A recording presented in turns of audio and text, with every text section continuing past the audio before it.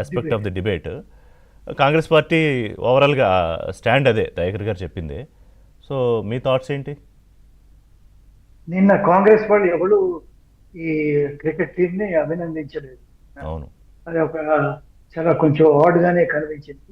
ఇప్పుడు ఈ సమస్యని రెండు విధాలుగా చూడొచ్చండి. ఒకటేమో రాజకీయ దృష్టిలో చూడొచ్చు, మ్మ్. రెండోదేమో క్రికెట్ దృష్టిలో చూడొచ్చు. రాజకీయ దృష్టిలో చూస్తే దీని గురించి మాట్లాడుతూ పోవచ్చు. ఎందుకంటే ఇంతకు ముందు కూడా ఈ లష్కర్లు మన దేశం మీద దాడి చేయడం అనేది మొదటిసారి కాదు. పాకిస్తాన్ తో మనం ఆడింది మొదటిసారి కాదు, చాలా సార్లు ఆడాము. మన్మోహన్ సింగ్ ప్రధానమంత్రి ఉన్నప్పుడు కూడాను మన దేశం మీద పాకిస్తాన్ నుంచి వచ్చిన లష్కర్లు దాడి చేసిన తర్వాత మన్మోహన్ సింగ్ ఆ, వీళ్ళ పాకిస్తానీ ప్లేయర్స్ తో షేక్ హ్యాండ్ చేసేసి విజువల్స్ అంతా ఆ, మనం అవును. చూసాం నిన్న టీవీలో. సో రాజకీయాలుగా చూస్తే ఇండియా పాకిస్తాన్ కి మనకి సత్సంబంధాలు లేదు.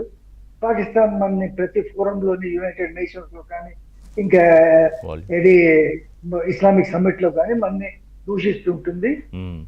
కాశ్మీర్ ఇష్యూ లేవతీస్తుంటుంది. సో దాంట్లో దయాకర్ గారు చెప్పిన దాంట్లో ఎలాంటి భేదాభిప్రాయం లేదు. దాని తర్వాత రెండో కోణంతో ఏం చూడాలంటే క్రికెట్ కోణం.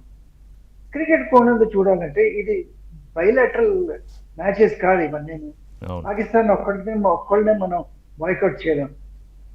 ఇది మల్టీలేటరల్ టోర్నమెంట్. ఇది దీంట్లో 8 టీమ్స్ పార్టిసిపేట్ చేసాయి. సో మనం ఇప్పుడు ఏమిటంటే ఏషియన్ క్రికెట్ కౌన్సిల్ కి చైర్మన్ ఇప్పుడు ఆ, Pakistan cricket board chairman motion ఉంది. మోషన్. మోహసిన్ నక్వీ ఉన్నాడు. మ్మ్. సో మనం ఇప్పుడు దీన్ని బాయ్కాట్ చేసి ఉంటే, అంటే చాలా మంది ఏమంటున్నారంటే మీరు అసలు ఆడకపోవాల్సింది పాకిస్తాన్ ఉన్న వాళ్ళ ఉండే వల్ల మీరు మొదటే చేయవలసింది, ఎందుకంటే పాకిస్తాన్ మన ప్రతి ఫోరంలోనే మన దూషిస్తున్నారు. మ్మ్. సో దాని ఇంపాక్ట్ ఏముంటుందో చూద్దాం. ఫస్ట్ ఆఫ్ ఆల్ ఈ ఏషియన్ క్రికెట్ కౌన్సిల్ కుప్పకూలిపోతుంది, ఇంకేమీ ఉండదు. ఇప్పుడు ఏమిటి ఈ అసలే మనం దుబాయ్లో అబుదాబిలో మనం ఈ 8 మ్యాచ్ల్లో 8 కాదు ఇంకా ఎక్కువ మ్యాచ్లు చూసాం మనం. మ్మ్. అసలు స్పెక్టేటర్స్ కొంచెం పలచగానే ఉన్నారు, మొత్తం స్టేడియంలు ఫుల్ గా కాలేదు. అది కూడా ఇంత మట్టు కూడా వచ్చారంటే ఇండియా పాకిస్తాన్ మ్యాచ్ల వల్లే వచ్చారు. ఇప్పుడు ఇండియా లేదనుకోండి ఏమైపోతుంది. ఇంతకుముందు ఇండియా పాకిస్తాన్ 2 మ్యాచ్లు జరిగినప్పుడు కూడా పెద్ద ఇంట్రెస్ట్ లేదు. దయాకర్ గారు అన్నట్టు పెద్ద హైప్ లేదు, గతంలో ఉన్న హైప్ లేదు. హైప్ లేదు.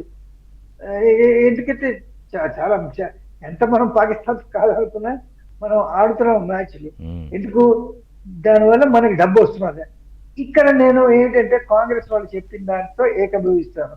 ఏమిటి, మోదీ ప్రభుత్వం ఏమంటున్నారంటే సింధు నది గురించి blood and water cannot flow together అంటున్నారు. మ్మ్. కానీ ఇక్కడ ఏంటంటే blood and money can flow together అనేది ప్రశ్న ఎగ్జాక్ట్లీ, గుడ్ పాయింట్. కాంగ్రెస్ వాళ్ళు నిన్న లేపారు. ఏమవుతుంది, మనం బాయ్కాట్ చేస్తే ఏమైపోతుంది, ఈ ఏషియన్ క్రికెట్ కౌన్సిల్ కే ఇంకా అది అర్థం లేకుండా పోతుంది. ఎట్లాగా ఇప్పుడు ఇంకా దానికి రెవెన్యూ రాదు. ఇండియా పాకిస్తాన్ మ్యాచ్లకి కాదు, ఇండియా ఏ దేశంతో ఆడినా కూడా అంటే ఆ ఇంకొక దేశం ఆప్షన్ లేదా? ఇప్పుడు దయాకర్ గారు ఇందాక ఒకటి అన్నారు ఏంటంటే, ఇప్పుడు పాకిస్తాన్ ఉన్న చోట పాకిస్తాన్ ఆడే టోర్నీస్లో మేము ఆడము అని అంటే కనుక బీసీసీఐ, ఇప్పుడు ఇందాక మీరు బ్లడ్ అండ్ మనీ అన్న చోట ఎస్ 35 కోట్లు 33 కోట్లు ఏదో వస్తాయి బీసీసీఐకి. అది అసలు టిప్ ఆఫ్ ది ఐస్బర్గ్ కూడా కాదు. బీసీసీఐ ఇస్ ద పెద్ద ఉన్న మొత్తం ఐసీసీలో అందరికంటే ఎక్కువ అసెట్స్ ఆస్తి ఉన్న బోర్డు. సో నా పాయింట్ ఏంటంటే ఇక్కడ డబ్బు కోసం ఆడారు అని ఒకవేళ అనుకున్నా కూడా ద సెకండ్ ఆస్పెక్ట్ ఏంటంటే, ఒకవేళ మేము పాకిస్తాన్తో ఇప్పుడున్న పరిస్థితుల్లో ఆడదలుచుకోవట్లేదు అంటే కనుక ఏమవుతుంది? బహుశా అది కూడా ఒక రకమైన దౌత్యపరమైన మార్గం అనుకోవచ్చు కదా. డెఫినెట్లీ. కానీ రిషి గారు ఇప్పుడు నెక్స్ట్ ఇయర్ ఇది T20 వరల్డ్ కప్ ఉంది. మ్మ్. T20 వరల్డ్ కప్ ని మనం ఇండియాలో. ఏంటి బాయ్కాట్ చేస్తామా? పాకిస్తాన్ పైగా అది ఇండియా వేదిక అనుకుంటా కదా, సబ్జెక్ట్ టు కరెక్షన్. ఇండియా దానికి ఏం చేసామంటే మనం ఇండియా వేదిక గా చేసాం, శ్రీలంకను కూడా అడిషనల్ గా చేసాం. ఎందుకంటే ఇండియా పాకిస్తాన్ మ్యాచ్లు అక్కడ జరగాలి, ఎందుకంటే ఇండియాలో జరగలేవు ఆ మ్యాచ్లు అక్కడ జరుగుతాయి. అవి కూడా బాయ్కాట్ చేస్తావా? వరల్డ్ కప్ బాయ్కాట్ చేస్తావా? అనేది వన్డే ఇంటర్నేషనల్ బాయ్కాట్ చేస్తావా? టెస్ట్ మ్యాచ్లు అయితే మన చేతిలో ఉంటుంది బాయ్కాట్ చేయడం. సో మనం చేయలేము అది. సో ఇప్పుడు ఏమిటంటే మనం ఆ, పాకిస్తాన్ అంత ఈజీగా బాయ్కాట్ చేయలేము మనం. రెండో విషయం, ఇప్పుడు ఏదైతే రెవెన్యూ జనరేట్ అవుతుందో ఇది రెవెన్యూ పాకిస్తాన్కి బాగానే వచ్చింది. ఇప్పుడు నిన్న చూశారు పాకిస్తాన్ ఎంతలాగా మిస్బిహేవ్ చేసిందో. ఆ చేతిలో ఆ చెక్ ఇస్తే రనర్స్ అప్ చెక్ విసిరేశాడు. విసిరిసాడు పక్కన. చాలా బిహేవ్ చేసేది అది చాలా, అసలు చాలా అసభ్యకరంగా ఉంటుంది.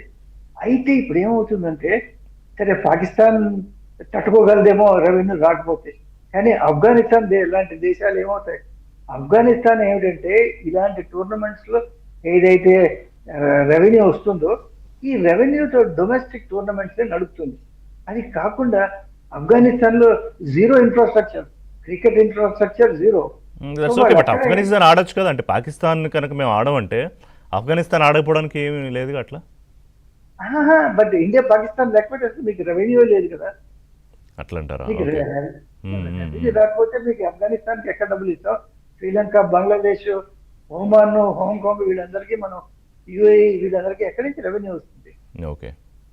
ఆఫ్ఘనిస్తాన్ ఏదైతే ప్రాక్టీస్ చేస్తుందో అది ఇండియాలో ఇండియన్ పిచెస్ మీద ప్రాక్టీస్ ఓకే, సో సో అనివార్యంగా పాకిస్తాన్తో ఆడాల్సిందే, అంటే ఈ టోర్నీలో ద్వైపాక్షిక టోర్నీలు అట్లాగా ఆడం కానీ తప్పదు, తప్పించుకునే పరిస్థితి లేదంటారు. కాదు. మనం బ్లాంకెట్ బ్యాన్ తీసుకుంటే ఒకవేళ చేస్తే పాకిస్తాన్తో ఆడమంటే మనం రేపు T20 వరల్డ్ కప్ ఆడమంటాము మనం. దయాకర్ గారు, I just want your intervention here.